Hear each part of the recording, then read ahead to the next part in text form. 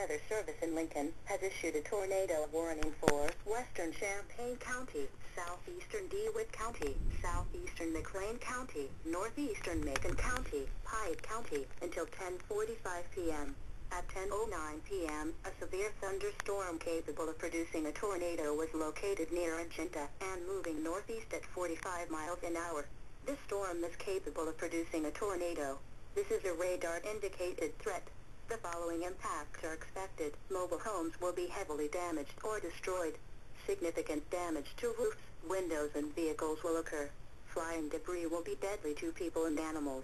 Extensive tree damage is likely.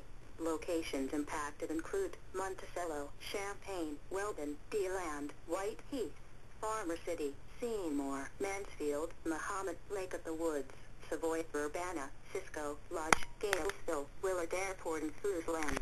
This includes Interstate 57 between mile markers 228 and 239. This includes Interstate 72 between mile markers 148 and 182. This includes Interstate 74 between mile markers 158 and 182.